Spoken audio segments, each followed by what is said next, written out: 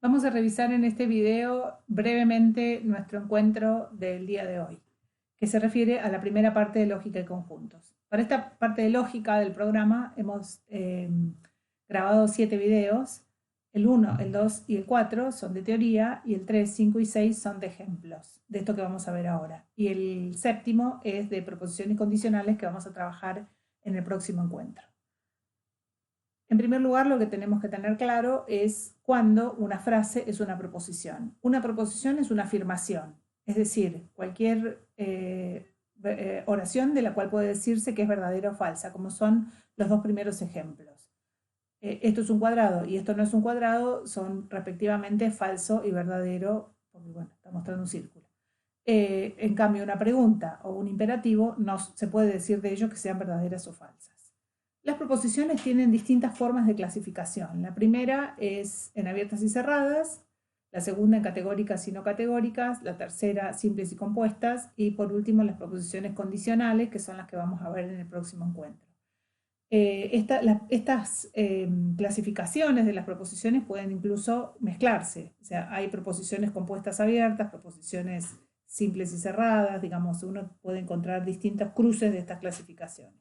Usualmente las proposiciones son frases que involucran los verbos ser o tener o sus conjugaciones.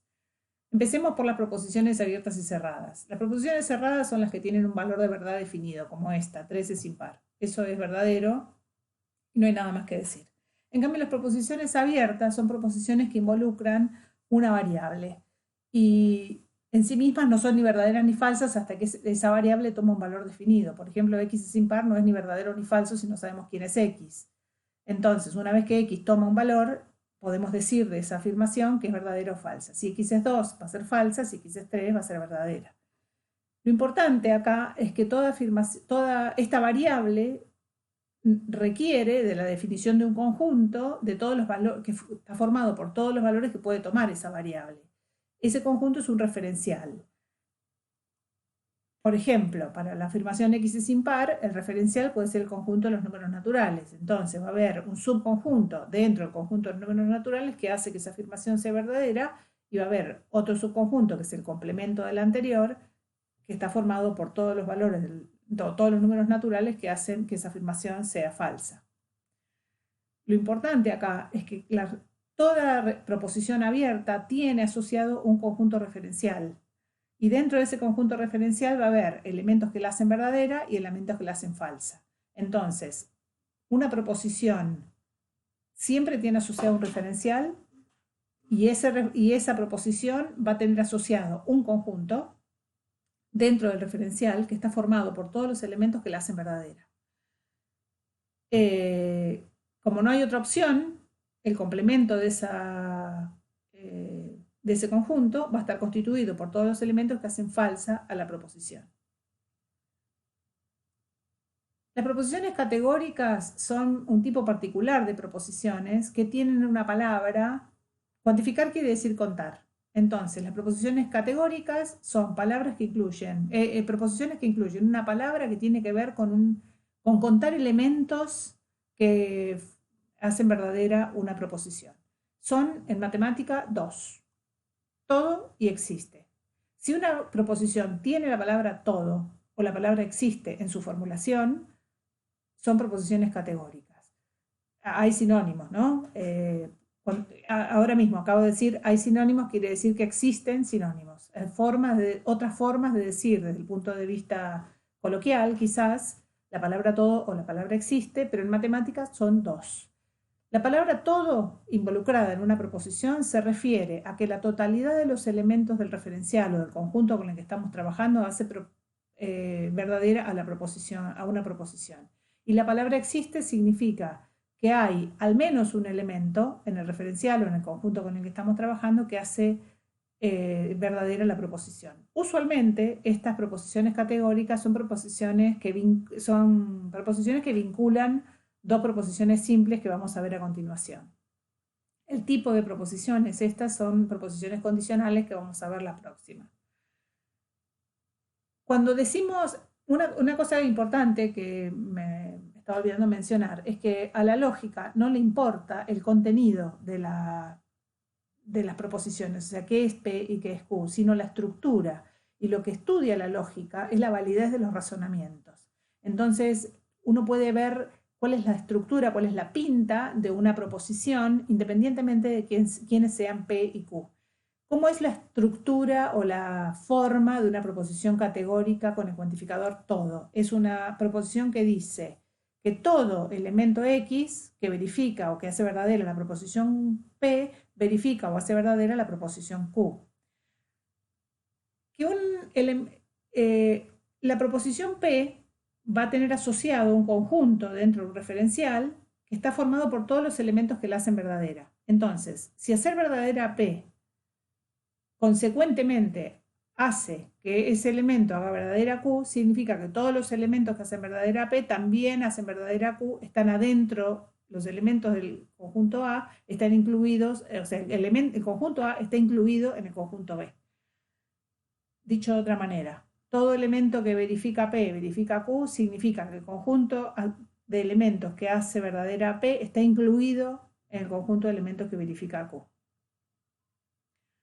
En cambio, la estructura de las proposiciones categóricas que incluyen el cuantificador existe es la siguiente. Existe al menos un elemento del conjunto referencial o de los conjuntos con los que estamos trabajando que verifica P y también verifica Q. Este elemento, esto significa que el elemento X que hace verdadera P, que está en el conjunto A, también hace verdadera Q, entonces está en el conjunto B. La proposición categórica con el cuantificador existe desde el punto de vista de conjuntos indica que la intersección de los conjuntos formados por los elementos que hacen verdadera a P y a Q respectivamente es distinta de vacía. En cuanto a las proposiciones simples y compuestas, las proposiciones simples son una única afirmación, como por ejemplo 3 es impar o X es impar. Pueden ser abiertas o cerradas. Las proposiciones compuestas son proposiciones que están formadas por dos o más afirmaciones, dos o más proposiciones, y esas proposiciones están vinculadas por conectivos u operadores. El operador que nosotros vamos a ver es la negación. La negación de una proposición es el opuesto, dicho entre comillas, de una proposición. Si una proposición P tiene asociado un conjunto de elementos que la hacen verdadera, fuera de ese conjunto quedan los elementos que la hacen falsa. Esos elementos que la hacen falsa hacen verdadera a su negación. La negación de un conjunto la negación de una proposición es otra proposición que tiene el valor de verdad opuesto a la proposición P.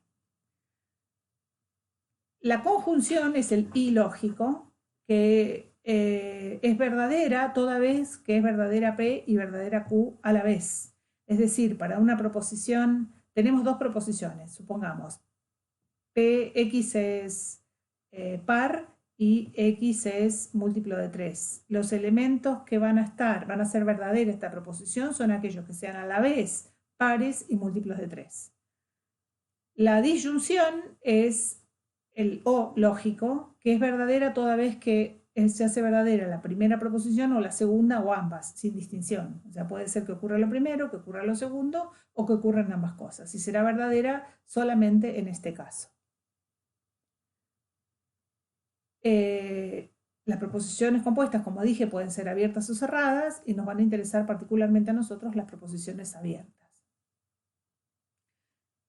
En este cuadro vamos a ver un resumen de las relaciones entre las proposiciones y los conjuntos.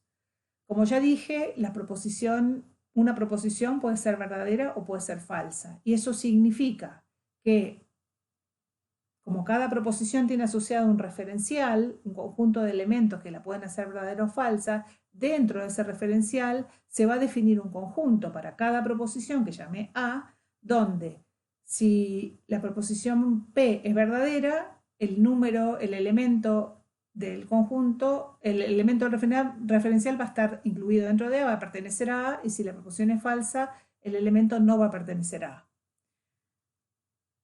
Y como dije recién también, la negación de una proposición está vinculada con el complemento de la proposición. La conjunción con la intersección, la disyunción con la unión. Es decir, lo que tiene que quedar acá claro es que en el mundo de las proposiciones las cosas son verdaderas y falsas, o falsas. Y las proposiciones se vinculan con conectivos lógicos u operadores como es la negación. En el mundo de los conjuntos, los elementos pertenecen o no pertenecen al conjunto. Y los conjuntos se relacionan mediante operaciones de unión, intersección y complemento. También dejo acá para que vean después la diferencia entre dos conjuntos, si tiene asociada una vinculación entre dos proposiciones, que es la conjunción de una con la negación de la otra, y la diferencia simétrica, que la vimos cuando vimos conjuntos, que significa tomar la unión de dos conjuntos menos la intersección, que quiere decir que puede ser verdadera la proposición P y no verdadera Q, o verdadera Q y no verdadera P. O sea, no pueden ser simultáneamente ciertas P y Q. Tiene que ser verdadera P o verdadera Q, pero no simultáneamente ciertas. Esto conjuntistamente tiene asociado la operación llamada diferencia simétrica, que la dejo para que la vean después con detalle en los videos. Los conectivos y operadores están relacionados con operaciones de conjuntos. Y por otra parte, el todo y el existe, como vimos, tiene que ver con, que son proposiciones categóricas, tienen que ver con las relaciones entre conjuntos. El cuantificador todo está relacionado con la inclusión de conjuntos y el cuantificador existe está relacionado con la obligatoriedad de que la intersección de los conjuntos sea distinta de vacía. Esto resume los videos 1, 2 y 4. Y después también están los ejemplos.